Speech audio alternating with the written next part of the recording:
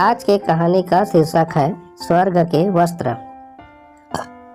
एक बार एक युवक दलदल के पास से जा रहा था। अचानक उसे लगा कि कोई दलदल में फंसा हुआ है। वह युवक वहीं रुक गया और दलदल के किनारे तक गया। निकट पहुंचने पर उसने देखा कि कीचड़ में एक हंसिनी फंसी है और उसके पंख में एक नुकीला बाण घुसा हुआ है।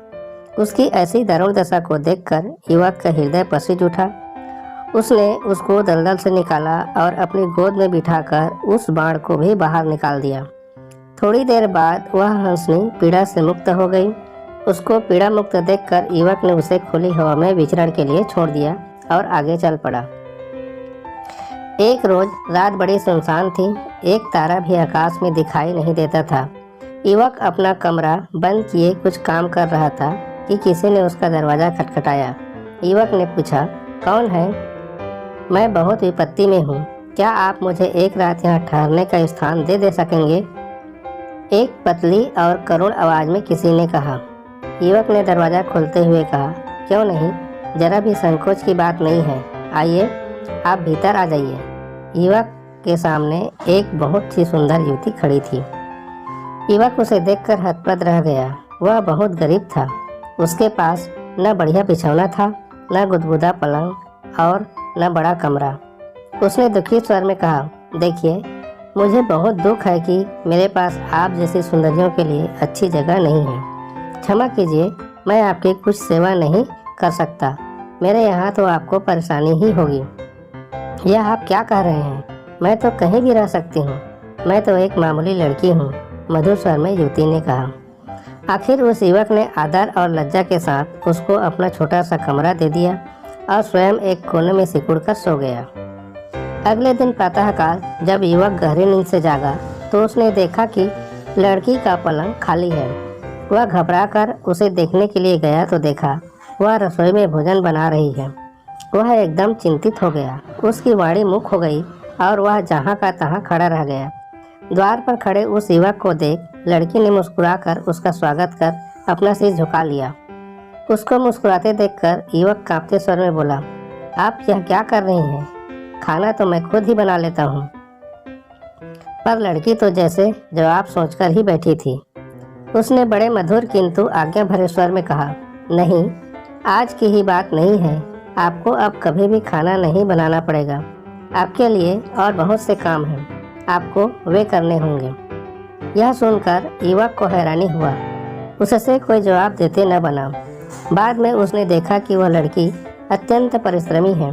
उसे रोटी के लिए जरा भी परिश्रम करने की जरूरत नहीं थी। युवक उससे काम नहीं करवाना चाहता था, परंतु वह स्वयं ही नए नए काम खोज खोज कर रात दिन कुछ न कुछ करती रहती थी। एक दिन वह युवती कहीं से कपड़ा बुनने की एक मशीन ले आई और घर के बाहर के कच्चे कमरे में उसे रखकर कपड़ा बुनने लगी। उस लड़की के हाथ के बुने हुए कपड़े बहुत सुंदर, पतले और मुलायम होते थे। धीरे धीरे उसके कपड़ों की सर्वत्र चर्चा होने लगी।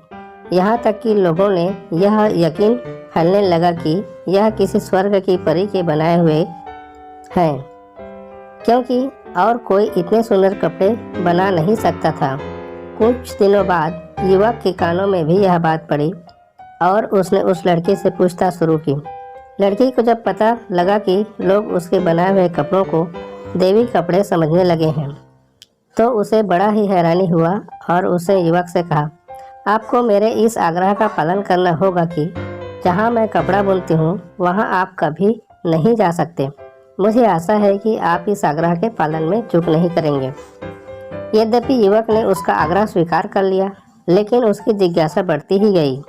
एक दिन बहुत अंधेरी रात थी। युवक चुपचाप उठकर कच्चे मकान की ओर गया और कमरे के अंदर घुस गया। देखता क्या है कि वहाँ वह युवती तो नहीं है, परंतु एक हंसनी अपने शरीर के पंखों को उखाड़ कर कपड़ा बुन रही है। ऐसे दृश्य को देखते ही युवक के मुंह से जोर की चीख निकल गई। चीख सुनते ही हंसनी ने अपने शरीर के पंखों का उखाड़ना बंद कर जैसे ही पीछे देखा, युवक हैरानी से उसी की ओर देख रहा था। युवक को देखते ही वह गंभीर हो गई और कुछ रुक कर बोली, मुझे अपने इस रूप में बहुत ही लज्जा आ रही है। मैं आजीवन अपनी इस कुरूपता को किसी को भी नहीं दिखाना चाहती थी, परंतु मैं इससे विफल हो गई। अब मैं आपसे कुछ भी नहीं छिपाऊंगी। मैं वही हंसनी हूँ जो एक दिन दलदल में फंसी हुई व्याकुल हो रही थी और आपने दया करके मेरी रक्षा की थी, मुझे जीवन दिया था। आपका यह उपकार मैं कभी नहीं भूल सकी। उसी ऋण को कुछ कम करने के लिए मैं यहाँ आई थी और दिन रात कपड़ा बुना करती थी। अब तो आपको सब भेद मालूम हो गया। कृपा करके मुझे विदा कीजिए। यह कहते ही वह आकाश में उड़ गई और बादलों से भी आगे चली गई।